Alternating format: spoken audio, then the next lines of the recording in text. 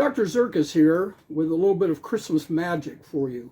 Now, you know the story of Santa Claus and the fact that he lives at the North Pole, but a lot of people don't know that there is actually a North Pole right there where Santa's workshop is.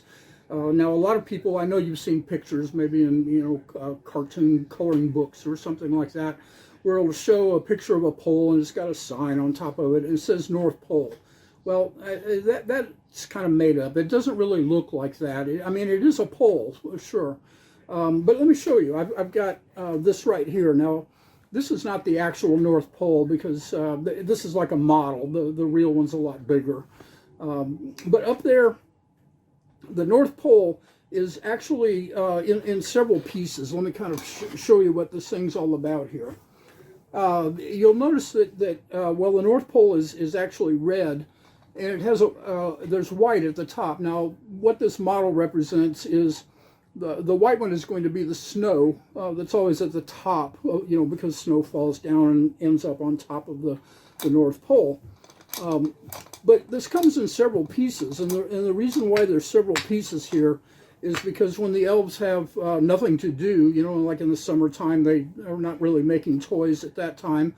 They play with the pieces of the North Pole, and then they have to put it all back. Now, they got confused one time, and they put it all back like this. And Santa came out and he saw it and he said, "Wait a minute, the snow's at the bottom. The snow's supposed to be at the top." And that was kind of a problem because, well, as Santa pointed out to them, there is no snow at the bottom of the North Pole. But there is snow at the bottom of the South Pole, but we're not talking about that because, well, the South Pole's upside down. But we're talking about the North Pole, and let's get back to the story because that's where the snow is at the top. You see this has kind of magical, properties, characteristics here. Well, let's try something a little bit unusual here. Let's take a few of these off. We'll leave these here. Now notice there's 1, 2, 3, and 4. So the snow is going to be fourth from the bottom. Okay, let's complete this right here. Now remember, fourth from the bottom, okay?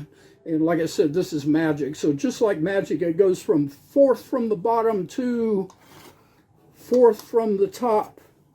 There, oh, wait a minute, nothing happened. Okay, I've got an idea. Let's try something a little bit different here.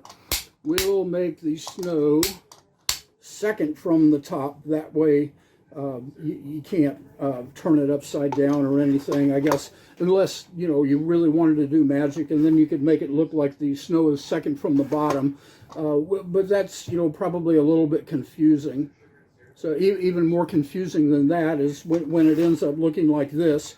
And then I guess that's where they got the idea to make candy canes. So a little bit of Christmas magic for you.